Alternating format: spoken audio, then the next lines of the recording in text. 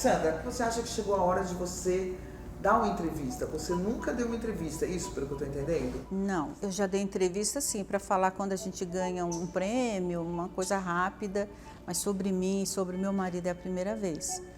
A matéria que saiu sobre maus tratos, bem anterior, já era muito ruim. Eu falei, mas por que estão me acusando de maus tratos? E a coisa que eu mais fiz na vida foi cuidar do meu marido. Aí você perguntou, olha, o Ministério Público tá com uma denúncia sobre maus tratos contra ela. Isso para mim foi um baque, sabe? Foi uma coisa tão pesada, porque a gente tem a ideia de que o Ministério Público é aquele órgão que, quando chega nele, é porque realmente tem um problema muito grave, que ele precisa desvendar, colocar na justiça e tudo mais, né? Já que estão falando coisas tão pesadas contra mim, é melhor eu falar quem sou eu, por que sou eu, porque estão me expondo pelo inverso do que eu sou, sabe? Eu queria que você contasse pra gente como que você conheceu o Vigênio, quando foi, como é que começou a história de vocês? Olha, meu marido ele gostava do número 8 como sorte. Eu nasci no dia 8/8. No dia 8/8 de 82, quando você fizer todas as contas, o negócio está pesado, viu? De 82, ele era eu fui aluna do Objetivo por 3 anos, né, do ensino médio, e eu saí em dezembro de 81, em março de 82 eu já estava trabalhando lá. E aí, no dia 8 de agosto, isso foi em março, no dia 8 de agosto, o meu chefe de então, já estava em outro lugar, eu já era secretária do diretor, que era o Jorge Briri. E ele falou, minha esposa está fazendo aniversário, eu gostaria que você passasse lá em casa também. E lá fomos nós todos, né, do colégio para aquela casa, que era aniversário da esposa dele, e era por coincidência o meu. E aí, todo mundo lá conversando, não sei o que, de repente ele chega. No que ele chegou, sabe, Mônica, quando todo mundo corre, olha, o homem está chegando, arruma, põe a carne no churrasco, no fogo, não sei o quê, não sei o quê. No que ele chegou, ele foi cumprimentando as pessoas, eu estava assim no fundo da sala, ele chegou, estendeu a mão para mim e falou, muito prazer, meu nome é João Carlos de Gênio. Ai, eu me senti assim, eu queria... Todo mundo olhando para mim, né?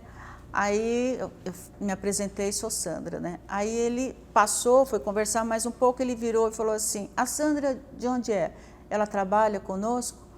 Aí toca de novo, todo mundo presta atenção, daí a Malu, que trabalha com a gente, falou, ela trabalha com o Jorginho, trabalha na Paulista, não sei o quê. A partir de então, ele começou a frequentar mais a sala onde a gente trabalhava. Por quê? Primeiro que ele estava um tempo afastado, porque ele havia perdido o pai dele em 80. E ele, quando ele perdia alguém, ele ficava assim muito depressivo, assim, não no sentido ruim, era no sentido de tristeza mesmo, desanimado, mas mesmo assim ele trabalhava em casa, ele fazia muita coisa dentro de casa. Daí, quando a gente se conheceu assim e tal, ele começou a ir mais lá na sala, então a gente tinha episódios, sei lá, de um dia derrubou todas as xicrinhas de café que eu estava segurando, aí me ajudou e tal, não sei o quê. Nesse meio tempo eu estava fazendo cursinho. Isso que ano era, mais ou menos? 82 ainda. Sim, de 82 a 84 foi nesse nada a ver, como é que eu vou dizer, não tivemos nada. Eu passei na FUVEST e aí ele falou assim, nós precisamos comemorar, isso foi no início de 84. E aí eu falei assim, tá, não sei o quê, mas nisso eu pedi demissão do colégio, porque meu pai tinha dívida dos 3 anos e eu queria pagar com minha própria dispensa. Ele até se ofereceu, não faça isso, eu te dou bolsa, eu tiro a sua dívida. Eu falei, não, eu faço questão de pagar. Fiz assim e paguei. Nisso eu saí de lá. E aí eu fiquei com vergonha de pedir para voltar, não sei o quê. Aí depois eu peguei e nós fomos... Aí vocês saíram? Sim, na primeira vez ele me deu o cano, ele não apareceu. Como assim? Ele te deixou no restaurante esperando? Esperando, Mas ele mandou um rapaz me levar para me esperar, ficar comigo lá. Só que ele estava com aqueles rolos de vestibular, com aquelas listagens de vestibular, não sei o que, ele não foi. Pediu desculpas, ligou lá. Aí o rapaz falou que estava tudo pago e tal. O rapaz falou, vamos jantar? Eu falei, não vou, eu quero ir embora. Fui para casa, o rapaz contou para ele que eu tinha ficado brava e tal. Aí daí ele ligou para mim, e aí ele falou, agora nós vamos sair de verdade, tal. Aí nós começamos, era um 5 de abril de 84.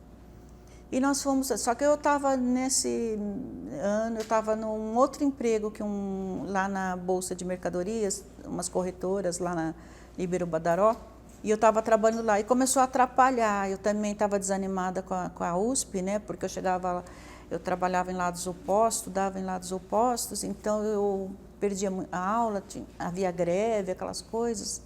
Eu acabei largando a USP, foi o maior erro da minha vida, larguei.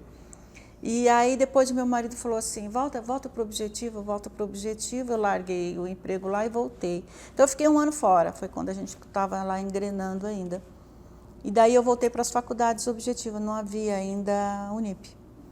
E aí fui trabalhar lá, depois aí eu comecei a dar palpites, que ele dava muita entrevista, ele fazia muitos programas de TV para falar sobre educação. Eu comecei a dar palpite e tal, para ele falar assim, sabe?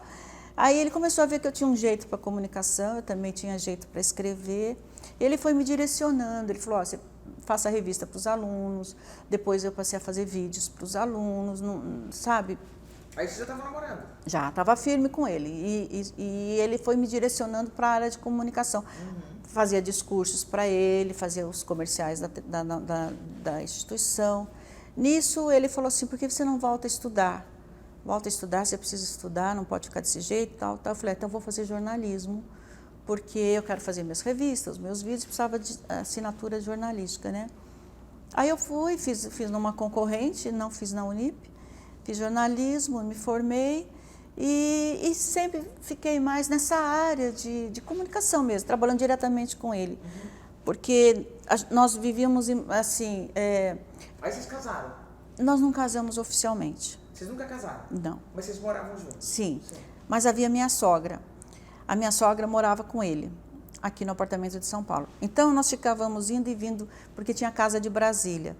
Então, eu ficava muitas vezes mais tempo lá, aí ficava aqui e morava com ele. Então, ficávamos nós três naquele apartamento.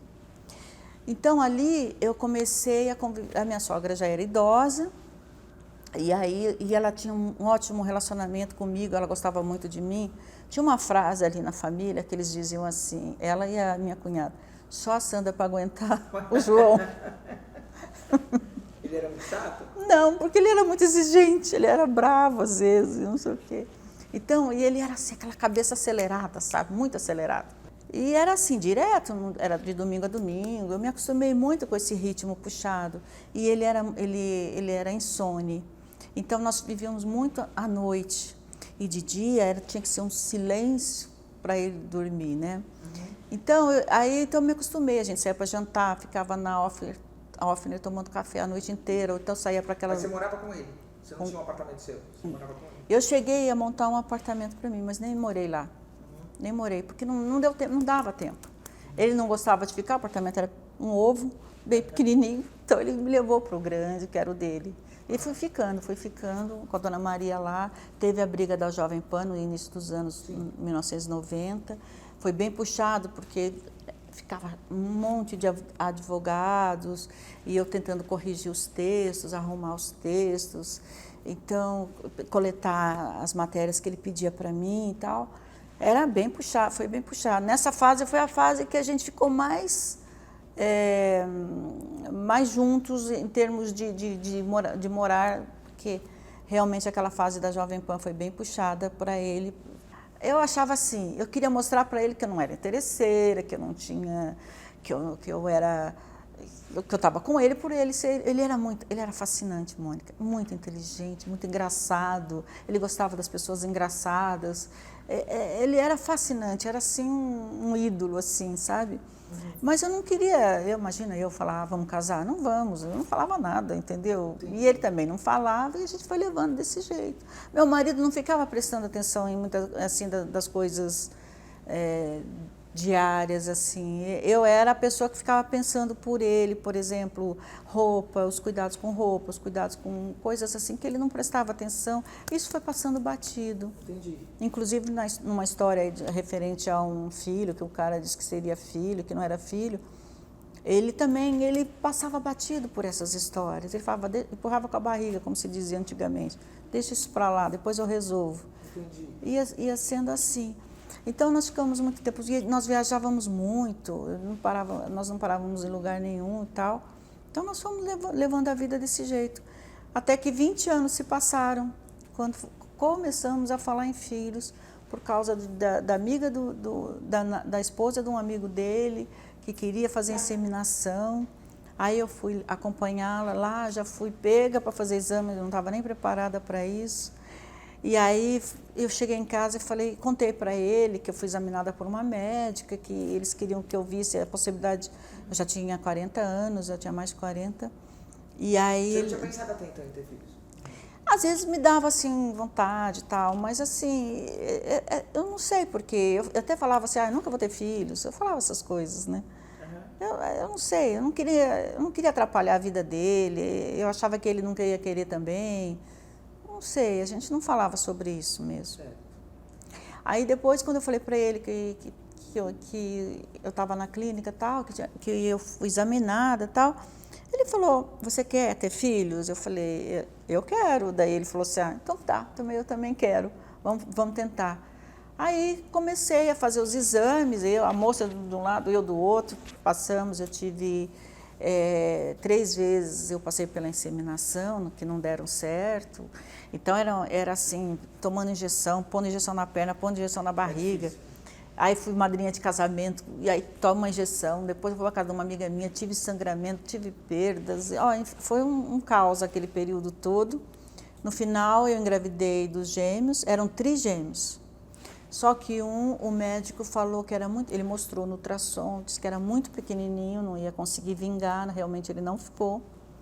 E aí eu tive um casal de gêmeos, isso em 2005. E aí, nossa, mas meu marido ficou tão feliz. Nossa senhora, ele parecia... Porque ele já era meu bebê, né? Então aí eu tinha que... Ele tinha 60 anos quando foi pai? Sim. Mais ou menos. Sim. Nesse meio tempo, Mônica, antes de ter filhos, quem cuidava dele, assim, porque meu marido sempre foi hipertenso. E aí, antes de ter filhos, também lá no final da década de 80, eu comecei a perceber que ele tinha uns travamentos no sono, ele parava de respirar, ou ele chutava a perna, assim. Eu comecei a falar para o médico essas coisas, e aí começou a fazer exames, aí descobriram que ele tinha apneia.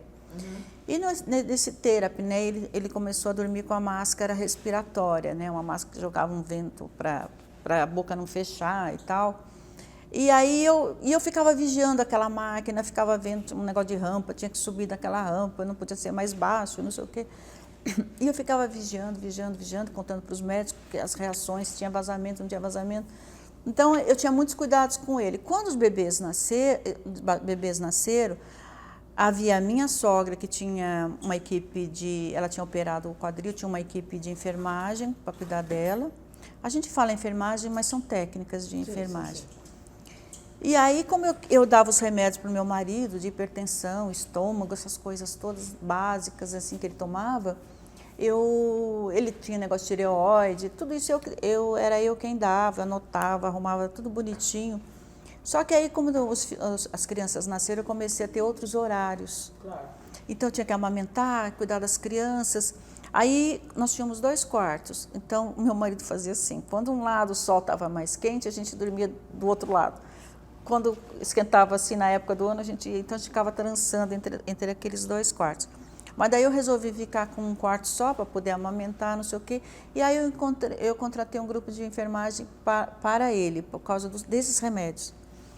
E eu também, eu aferia a pressão arterial dele, que a minha sogra havia me ensinado, porque a minha sogra já havia cuidado do marido dela. O grande problema do marido dela tinha sido o AVC, eu tinha muito medo dessa história do AVC para os hipertensos, por causa da história do pai dele. Então, eu tinha pânico com essa história de AVC.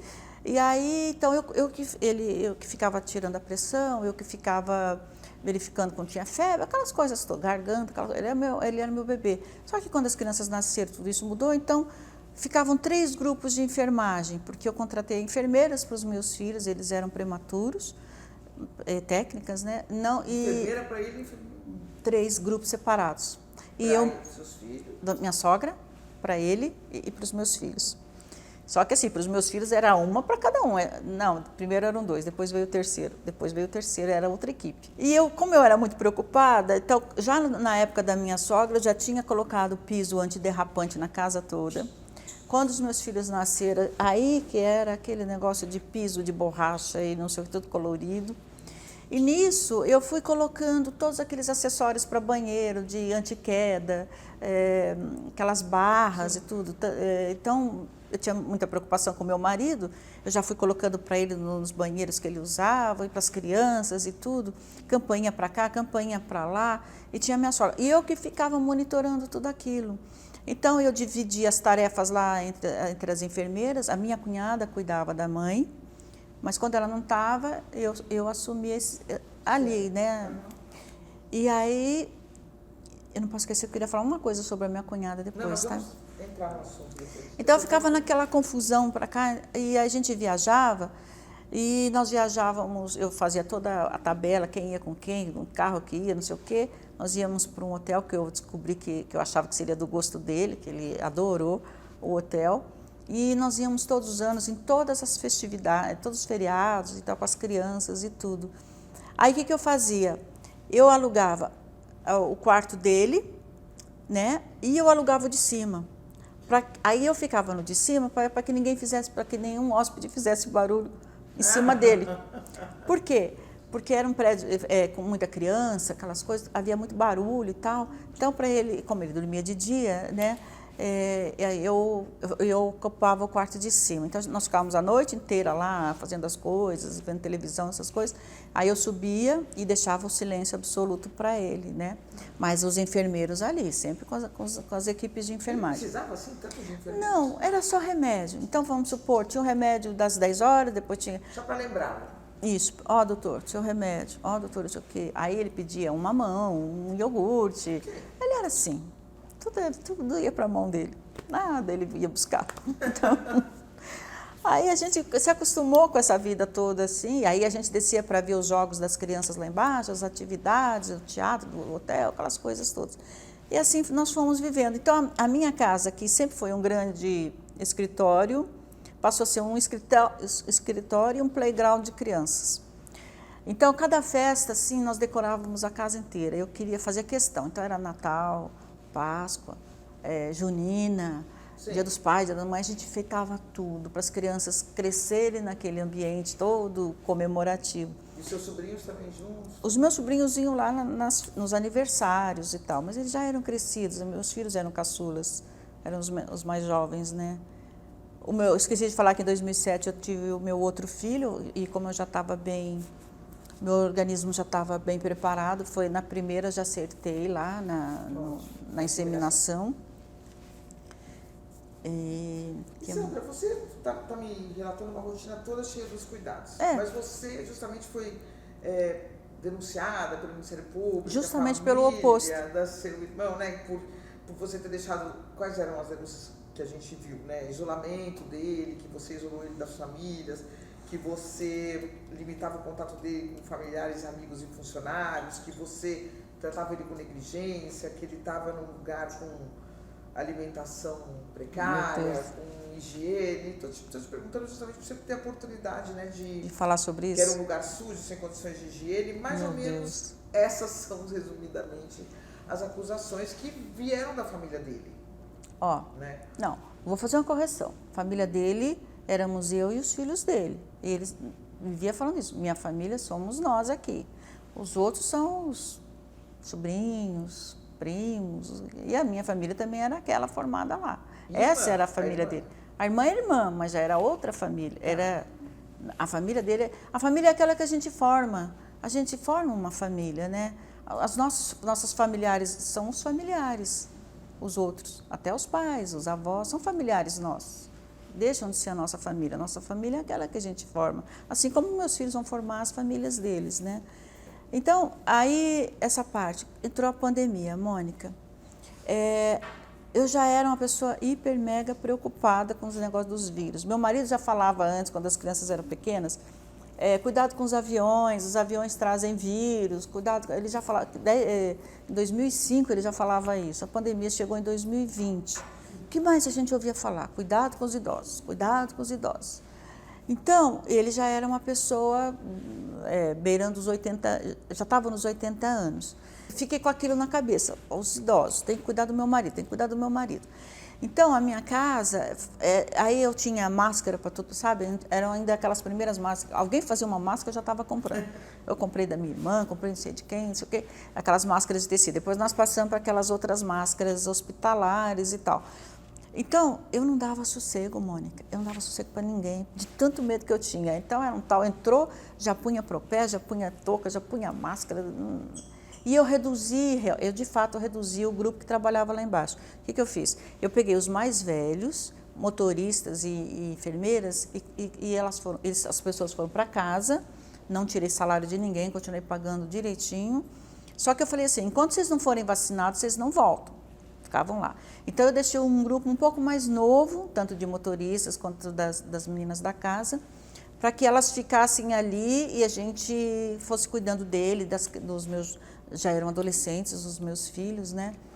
E assim nós fomos vivendo ali na coisa, mas na pandemia. Só que assim, inventaram um negócio chamado Zoom. Então, quando meu marido viu que poderia fazer reunião de forma online, ele ficou encantado, porque ele poderia reunir o maior número de pessoas possível sem estar presencialmente. Então, ele fez muitas reuniões, muitas reuniões, e todas gravadas, estão todas com a doutora Estela, com todo mundo, reuniões para dirigir a escola, e de forma que ele podia reunir todo mundo ali e não estar com todo mundo lá em casa, ou na Paulista, ou em outro lugar. Ele adorou fazer reunião online. Nossa, foi a descoberta para ele, foi a tal da reunião online. Nisso, o governo mudou o ensino médio, disse que haveria um novo ensino médio. Ele se reunindo de forma online, com todos os coordenadores do colégio, ele refez tudo. Foi assim, o grande último projeto que ele fez foi exatamente esse, o novo ensino médio para o Colégio Objetivo. E tocando a Unip. Mas do Objetivo ele se dedicou, como ele se dedicou desde o começo. Ele se dedicou àquele projeto do novo ensino médio do colégio. E é o que está valendo até hoje, é o que nós estamos cumprindo até hoje. Uhum. Então, ele não tinha essa história de... deixa o fulano, não tinha mais, as pessoas não iam mais com essa frente, todas as pessoas, por causa dessas reuniões. Às vezes a reunião ia até 6 horas da manhã, você imagina uma coisa dessa. E os familiares queriam visitá-lo? Visitar nada, eles iam lá nos aniversários, eles iam, Natal, essas coisas. Eles queriam ficar... Eu posso ser muito sincera? Na verdade... Ou eu mato eles. Mônica, porque assim... Você poderia me perguntar, quando é que eu comecei, se em algum momento eu comecei a desconfiar das intenções dessa família, desses familiares dele. Eu comecei a desconfiar justamente na pandemia. Por quê? O que acontecia? Por exemplo, se a doutora Estela tinha um documento para ele assinar, ela ligava e falava assim, Sandra, eu posso levar um documento aí para o seu marido assinar? Tal. Tudo bem, avisava, ele ia. A gente tinha as mesas ali, assinava tudo na frente, eu ia lá, escaneava, devolvia, tirava xerox, enfim, fazia o que fosse necessário. Só que esses familiares não faziam isso comigo, eles eram os únicos que não pediam autorização assim para estar lá dentro da minha casa, para poder fazer aquele trabalho. Eles não falavam nada, eles só queriam aparecer. Mas eles entravam, a minha cunhada era a porta livre para ela, sabe? Não tinha... Só que quando havia negócio de documento, eu comecei a desconfiar. Eu falei assim, tem alguma coisa errada aqui. Por que eu não posso saber o que eles vão fazer meu marido assinar? Né? Sobre o que eles vão conversar? Que todo mundo conversa, eu assisto a todas as reuniões e justamente sobre isso eu não posso ver. Um dia tocaram a campainha e lá embaixo, a portaria, e falaram aqui, ó, tem uma pessoa aqui com uns cartões para o seu marido assinar. Eram esses cartões de assinatura eletrônica, sabe? São 7 cartões, não sei o quê. Eu fui até meu marido e perguntei, eu chamava de Gordinho nessa época, eu falei, Gordinho, você combinou alguma coisa? Tem um cara aí que eu não sei quem é e está querendo subir para você assinar uns cartões e não sei o quê. Aí ele falou, não combinei nada, ninguém me falou nada e tal. Eu falei, então eu vou barrar, eu não sei se pode ser golpe, né? A gente tem muito medo de golpe. Eu falei, pode ser golpe, não vou abrir. a portaria. E o cara chegou a falar lá para o porteiro que era a pedido do seu Oswaldo. Aí depois nós ligamos para o Oswaldo, tá? Não, eram os cartões para assinar para as fazendas, a autonomia total. Esses cartões duram de 1 a 2, às vezes até 3 anos, até mais, e eles estavam vencendo naquele ano. Então, ele queria renovar para ele continuar movimentando contas bancárias, as coisas de fazenda, os imóveis, que era o que ele fazia. Por que você desconfiava se era o trabalho dele? Porque ele não me pedia ajuda. Todos pediam, menos eles. Entendi. Eu sentia, sabe, eu não sei explicar, que quando eu estava no ambiente eles ficavam quietos, eles não falavam. Entendi. Era uma coisa estranha.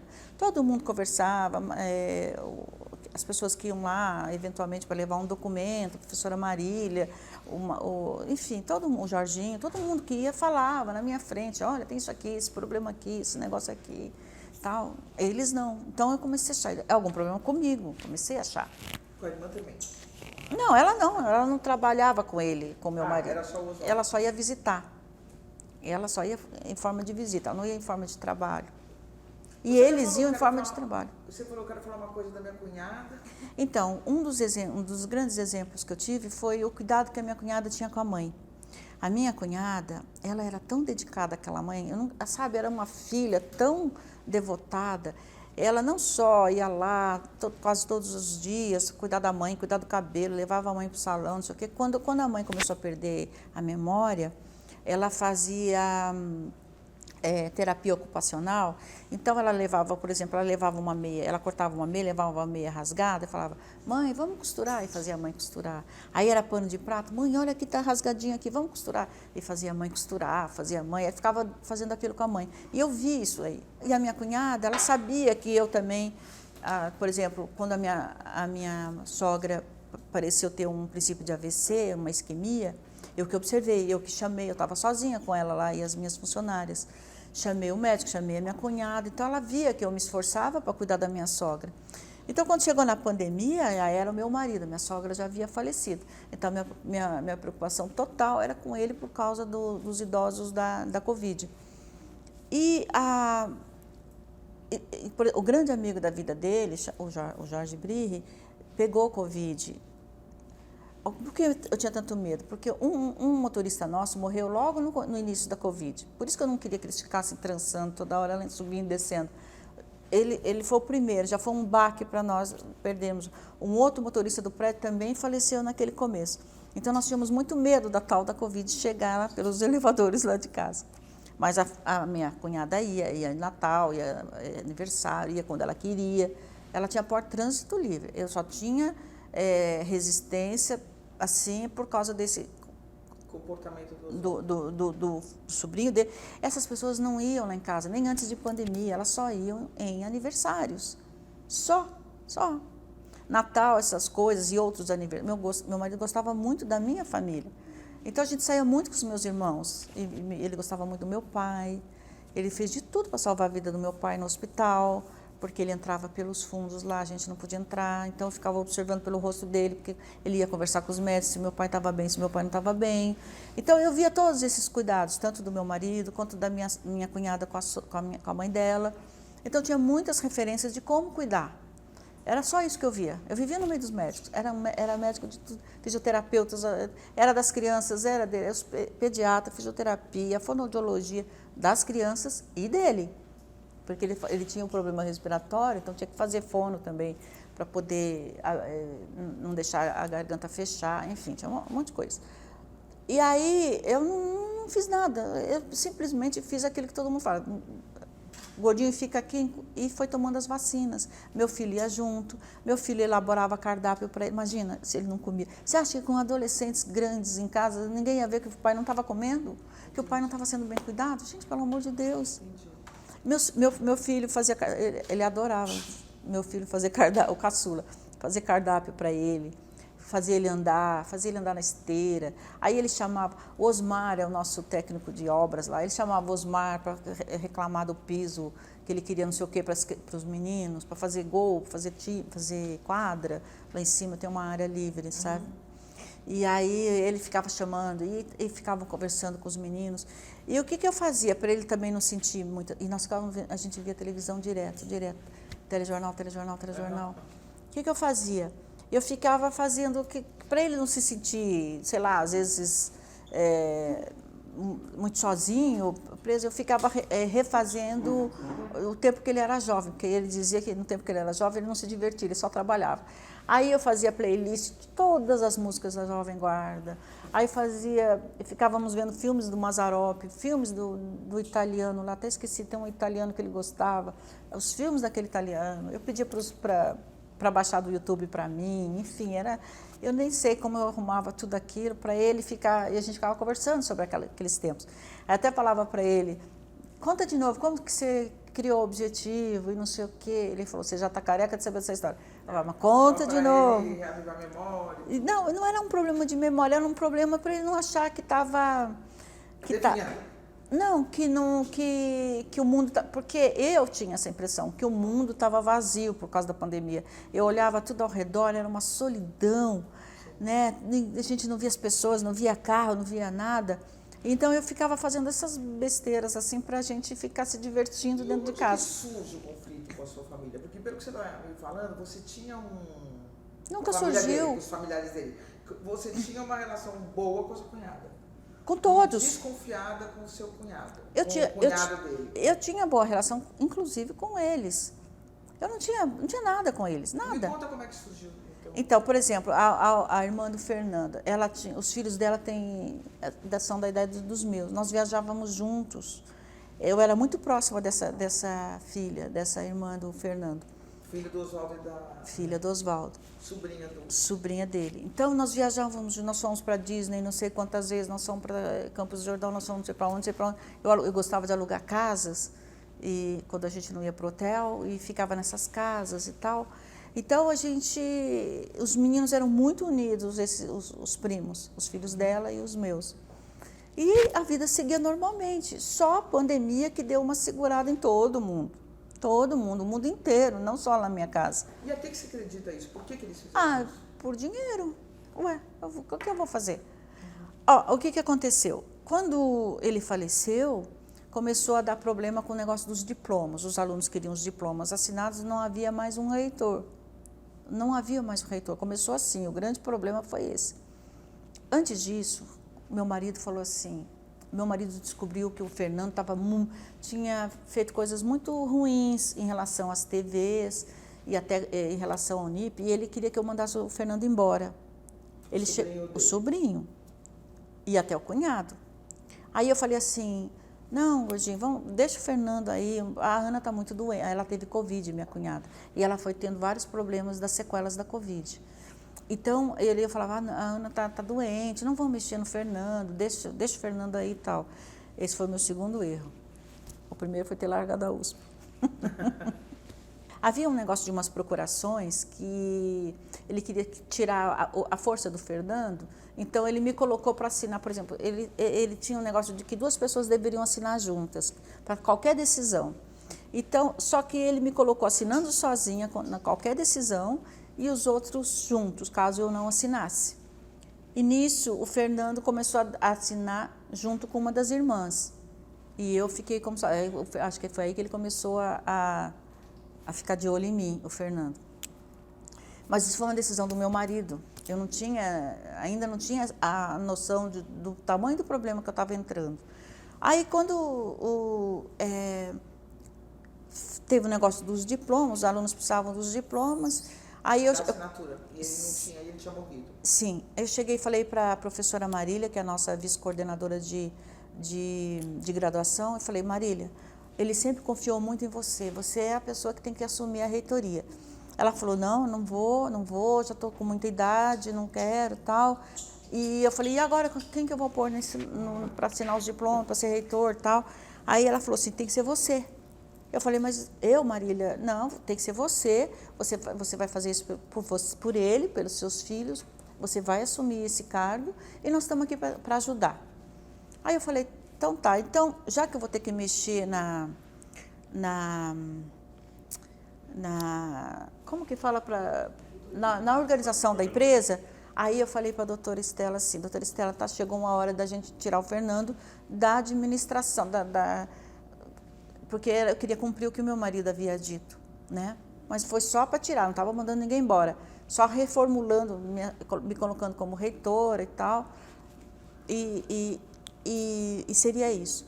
Um pouco antes disso, o Fernando tinha ido lá em casa e falou assim para mim, olha, eu vou ajudar você e as crianças, o que você quiser, olha, você quer que reforme o apartamento? Eu vou ficar ajudando. Então ele já estava me encostando, sabe? Como se eu fosse a Dona Maria, a nova Dona Maria. Ele estava querendo que eu não participasse. Só que eu estava na escola desde 82. Eu tinha mais vivência na escola do que ele mesmo, que ele era adolescente quando eu o conheci. Sim. Ele era garoto. E aí eu falei, olha, Fernando, seu tio tem reservas com relação a você, e você sabe disso. Ele falou, mas o que meu tio falava? Eu falei, Fernando, eu não vou ficar repetindo o que seu tio falava, e você sabe disso. Aí surgiu esse negócio. Ele esperava ele assumir o lugar do tio. Ele cresceu com na cabeça dele que ele seria o sucessor, porque ele era o homem da família. Eu ainda não tinha filhos, ele era o grande, segundo de gênio da família a comandar um império, né? Então ele tinha isso na cabeça dele. Quando eu tive filhos, ele não gostou. Todo mundo falou que ele não. Depois as pessoas foram falando. Ele nunca gostou disso, ele ficou nervoso. Como é que você estava tendo filho com 60 anos e tal, não sei o quê. Nisso, meu marido, quando viu que os filhos ainda eram pequenos, ele começou a preparar um outro rapaz, o filho desse amigo dele, o filho do Jorge Brighi. Só que esse rapaz, por motivos dele, acabou saindo da instituição. Então, meu marido preparou esse rapaz para ajudar meus filhos, que ainda eram crianças. E aí, só que esse rapaz foi embora. E aí ele falou, não é para o Fernando, não é para ninguém. Então, quem tem que ser? Você, ele me chamava de Sandrinha. Você, Sandrinha. Então, quando chegou essa fase do Zoom, das reuniões, ele falava para as pessoas, vocês precisam ajudar a Sandrinha. Parecia que ele estava antevendo o que ia acontecer. Ele falava, vocês precisam ajudar a Sandrinha, vamos ajudar a Sandrinha está aqui, a Sandrinha não sei o quê. Então, era a Sandrinha o tempo todo. E ele queria muito que eu ouvisse, absorvesse, principalmente aquela parte que eu não tinha tanto... que a parte das finanças, a parte grande, a fatia grande da Unip e tal, né? Porque o dia a dia de escola eu tinha e o Fernando não tinha. Ele não tinha. Eu vivi tudo. Eu fui aluna, eu fui mãe de alunos, eu vivi todos os bastidores, eu era sempre dos bastidores, eu gostava de ser dos bastidores, de tudo. Eu ia a todas as festas da escola, todas as atividades, jogos, enfim. O Fernando não fazia isso. O Fernando era um trabalho ali de sala, ali, fazendo umas... Aí a primeira divergência que vocês tiveram foi essa, quer dizer, quando ele tentou, segundo você, assumir o papel do sucessor, e você falou, não vai ser você. Justamente porque meu marido havia falado isso. Porque se meu marido tivesse falado, é ele, nossa, para mim seria tranquilo. E depois o que aconteceu, depois dessas conversas? Aí vieram, porque a denúncia veio depois, né? Então, ele começou primeiro, ele entrou na justiça contra mim em maio de 22, junho de 22. Ali ele já queria me descredibilizar, ele não queria, ele dizia que eu não poderia gerir nada, que eu não era nada, que eu não passava de uma RL secretária, que aliás eu fui secretária a minha vida toda, assim, com muita honra, porque eu comecei como secretária e eu trabalhei muito com meu marido, fazendo tudo que ele queria, e não tem vergonha nenhuma disso, porque isso não é ser reles, isso é um trabalho muito, muito bom de fazer. Por isso que eu sou tão organizada, sempre fui organizada com papelada, essas coisas. E essa foi a reação dele? Então, aí ele queria me encostar. Aí ele entrou na justiça dizendo que eu não poderia ser nem reitora, nem ser a administradora da Supero, que é a mantenedora da Unip e de outras coisas. Aí ele entrou, bom, resumo da história, todas as ações que ele entrou contra mim, ele perdeu todas. Eu tive que provar na justiça que eu tinha união estável, eu tive que provar na justiça, eles me chamaram de barriga de aluguel. Imagina, Mônica, barriga de aluguel em anos diferentes. Precisa ser uma barriga muito simpática, né, para o meu marido querer repetir a dose. olha, eles tentaram me humilhar de toda forma, mas tudo isso ainda era dentro da justiça, era dentro do sigilo judicial, né? Então, eu estava tentando, sempre tendo que me defender, de coisas que eu falava, meu Deus do céu, por que essas pessoas estão falando isso de mim? E nesse nível, tem um tipo de advogado que eles descem muito e os clientes fazem eles descerem. Enfim, eles fizeram coisas horríveis, mas ali, dentro da justiça, tudo bem. Quando eles fizeram para que começasse a vazar, porque eles queriam que houvesse um escândalo com o meu nome, imagina, eu sou dona de escola. Como que você vai fazer? Você vai colocar seus filhos na minha escola? Você tem um peso sobre... Se você maltrata? Se eu maltrato, imagina, eu vou maltratar os filhos dessas pessoas. Entendeu? Então, a intenção deles era essa, acabar com a minha credibilidade. Olha, se eu for falar tudo que eu acho que eles estão enquadrados, eu tenho um monte de coisas aí que eles fizeram. Ele e o pai, são os cabeças de tudo isso. As meninas entraram porque eles precisavam de mais assinaturas ali. No caso da minha cunhada, ela não tinha noção dessas coisas. Ela não tinha a menor noção de que tudo isso estava acontecendo em virtude das internações dela. Ela também entrou em depressão, ela também ficou... Ela não estava entendendo. Quando ele pegou uma procuração dela, ela estava internada no Einstein. Imagina em que condições ela assinou aquilo. Entendi. Sabe? Então, ele usou a mãe para me atingir. A cunhada que denunciou não foi a minha cunhada. Não foi ela. Entendeu? Foram eles. Pegando a assinatura dela, fazendo ela assinar documentos que ela não sabia. Eu já conhecia esse mecanismo dele. Eles querem que a pessoa assine sem nem saber o que estava assinando. Então, eles fizeram isso com a própria mãe. Uhum. E aí, eles queriam que houvesse um escândalo comigo, porque eles estavam perdendo tudo. Eles perderam tudo, não teve nada. Agora, só está faltando a parte das TVs, que também a Justiça Paulista já disse que são... Você quer tirar o Fernando? Ai, não quero que ele voe para viver a vida dele. Não teve como ter um diálogo com eles nesse meio Olha, caminho? teve aquela conversa inicial, as pessoas falavam isso. Por que você não fala para ele? Por que você não conversa com ele? Eu falei, o que eu tinha que conversar com ele, eu já conversei. Ele era arrogante, gritão. Eu achava que ele não merecia que eu fosse conversar com ele, sinceramente. Eu não queria conversar com aquele cara.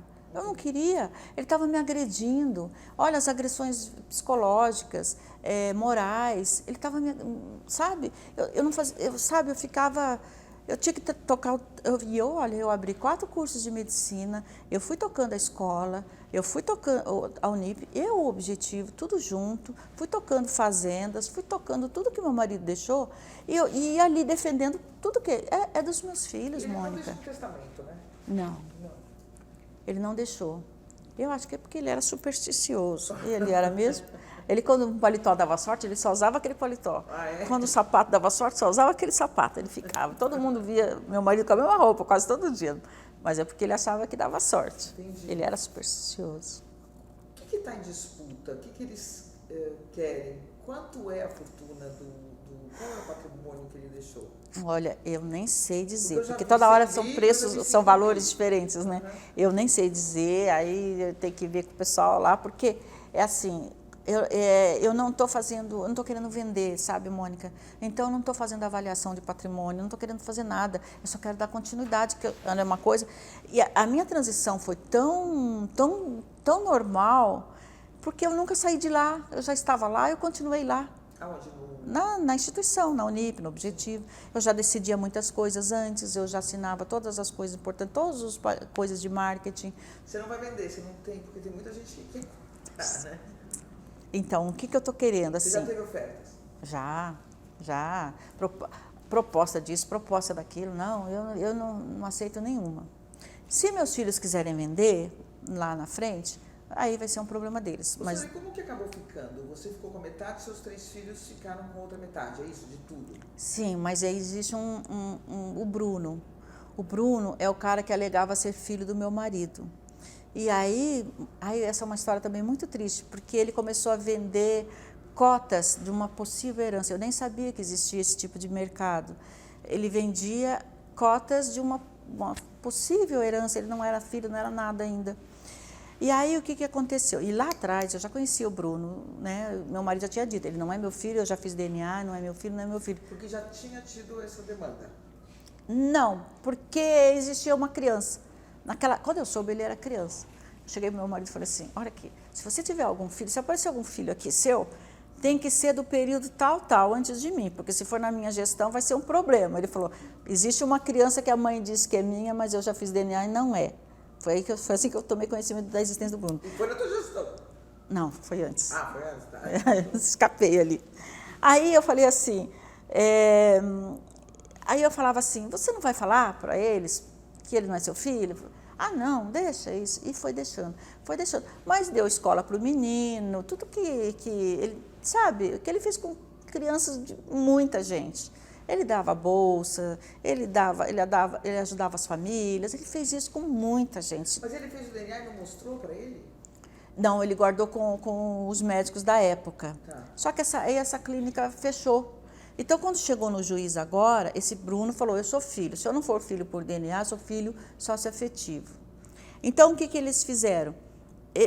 Aí ele falou assim, eu quero fazer DNA com o meu pai, que ele achava que... Antes disso, ele tinha o pai dele mesmo. Ele participou do inventário daquele pai, com os irmãos daquele lado. Está lá o Bruno no inventário daquele pai. Ele resolveu que o pai era outro e que ele tinha que participar do inventário desse pai. Aliás, um monte de gente tentou entrar nesse inventário, sabe? O Fernando, o Bruno, os acionistas, os caras que estavam comprando as cotas do Bruno. Olha, foi uma grande confusão. Mas do Bruno, só pra gente então, aí ele falou assim, se eu não for por DNA, eu sou por socioafetividade. Aí o que aconteceu? Eu quero fazer o exame, ele queria...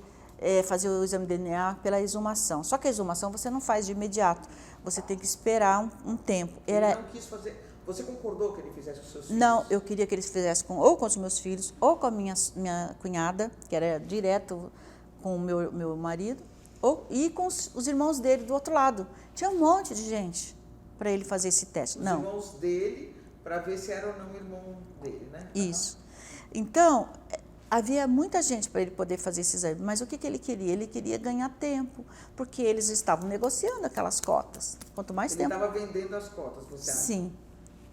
Ele estava. Aí, o que aconteceu? Quando o juiz falou, então vamos fazer a exumação.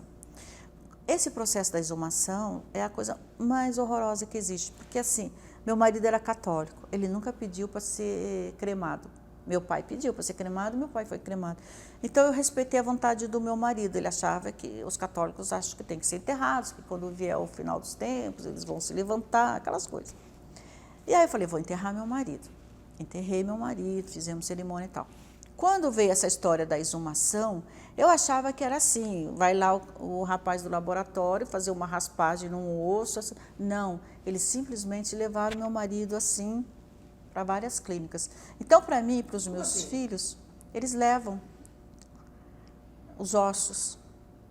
Cada um vai para um laboratório, vai para a polícia científica, vai para não sei onde. Então, meu marido nem está mais lá, onde ele foi enterrado. Por que cada um vai? É difícil, né? Porque meus filhos, nós ficamos em estado de choque com isso. Porque, assim, eu cumpri, eu honrei o que ele queria ser enterrado, eu honrei o que a minha sogra queria. Ele foi enterrado com ela, ele foi enterrado ali. E, de repente, ele não está mais lá e foi levado, assim... Onde que é o cemitério? Aqui na Consolação? Não, na Araçá. Tá. Então, mas tudo bem, passamos por isso, tiraram, foram fazer os exames. Graças a Deus, o exame deu negativo.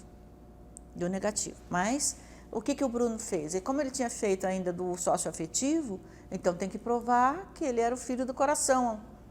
Entendeu? Então, o processo não se encerrou. Teve uma época que esse Bruno começou a se comunicar comigo, por e-mail. Aí ele já era rapaz, tudo. Aí ele falava, o meu pai, ele era muito confuso. Depois ele dizia que o pai dele era estéril. Aí depois ele disse que os meus filhos não eram filho do pai dele. Ele era todo enrolado. Quando ele começou a falar nesse nível, eu parei de conversar com ele. Mas eu nunca falei o seu pai.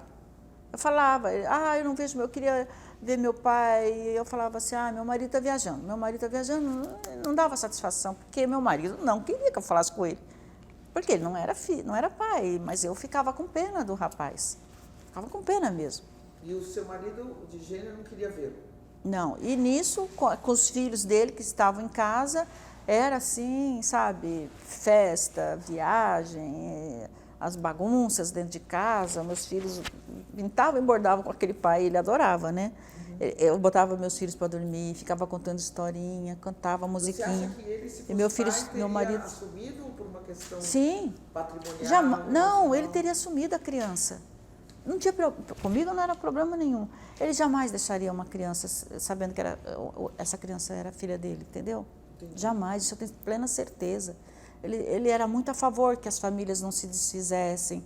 Ele cuidava que os professores, quando havia processos de separação, ele falava, não separa, olha as crianças, aquelas coisas de manter as famílias unidas. Ele queria que fosse, né, aquelas coisas, né, de não haver separação e tal. Então, se ele tivesse certeza que a criança era dele, ele teria assumido, Mônica. Mas assim, ele seria o rapaz que ele teria preparado para estar tocando isso aqui hoje. Entendi. Porque ele é mais velho que os meus filhos, bem mais velho.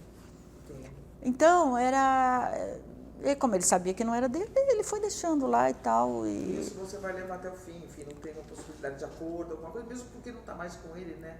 Uma parte dos direitos, né, da herança. Imagina, olha quanto de gente quer entrar aqui. Aí, então, não tinha esse negócio de ter esse filho.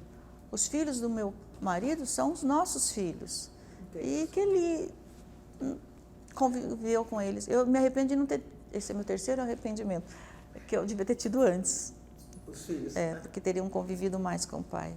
Teve, agora eu vou entrar, só já que você está disposta, enfim, que a gente conversou sobre um pouco da tua vida, algumas notícias falavam também que existiria uma outra pessoa, mas que nunca se habilitou, né?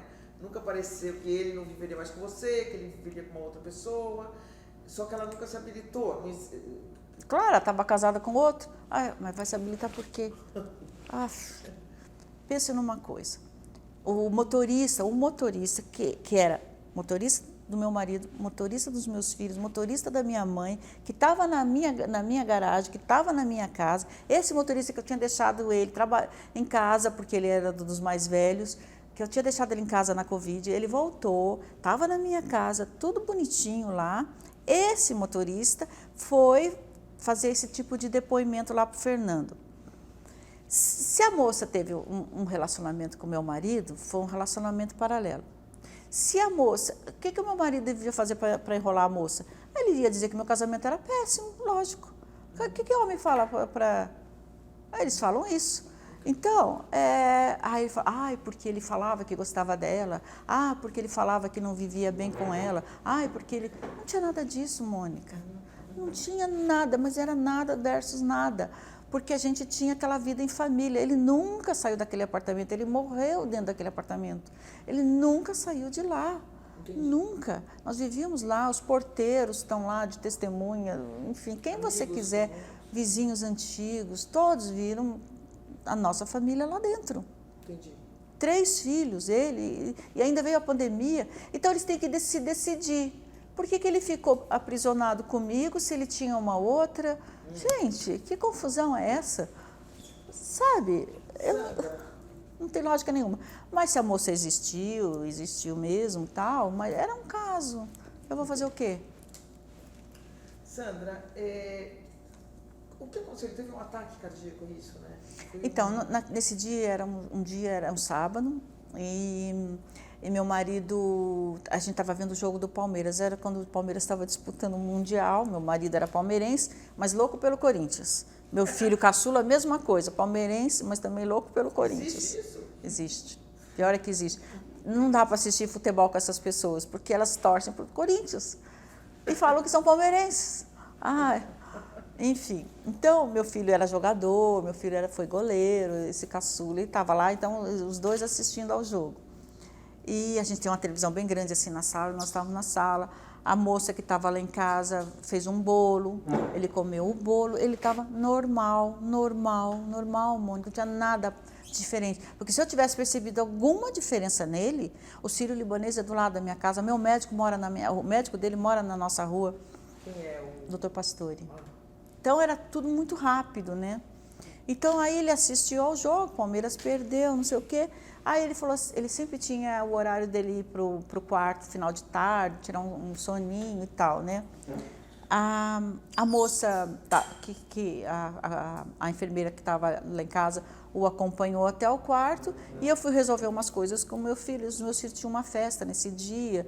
Eu sou muito grilada com esse negócio de festa, né, adolescente, essas coisas, né? Aí, de repente, essa moça liga, eu estava no outro quarto, ela liga e fala, dona Sandra, corre aqui. Mas ela deu um berro, que eu nem perguntei nada, eu larguei o telefone e saí correndo. Quando eu cheguei lá, ele já estava deitado, como se tivesse desmaiado, assim, com os olhos fechados só.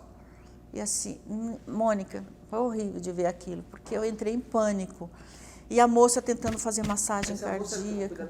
É uma das cuidadoras. Ela é bem forte, assim, então ela estava fazendo massagem. Técnica de enfermagem. Técnica de enfermagem. E nisso eu liguei lá para a portaria, liguei nós temos um motorista que ele é enfermeiro formado. Ele chamou o SAMU, e aí foi aquela confusão, eles começaram a subir e a gente tentando. Nisso eu mesma liguei para o SAMU também. E falei para o SAMU, vocês estão demorando, meu marido está passando mal, não sei o quê, eu vou levar meu marido, vocês têm que fazer alguma coisa, não sei o quê. Bom, quando o SAMU finalmente chegou, meu marido não tinha mais os sinais vitais, sabe? E não teve o que fazer. E aí, a própria médica do SAMU, inclusive, ela chama a polícia subiu lá. Foi lá, verificou se ele não tinha nada quebrado, hematoma, pancada, roxo, vermelho, sangue. Não tinha nada com meu marido, nada. Foi uma passagem assim tão serena, sabe? Como se ele tivesse deitado e dormido. Que ele não fez aquelas expressões de dor, não teve um ataque de dor. Ele apenas se desligou assim. Aí os médicos avaliaram, foram tirar o laudo lá, tal, não sei o quê, parada cardiorrespiratória, parada disso, não sei o que, o coração parou de bater. Certo. Ele já tinha problemas cardíacos, ele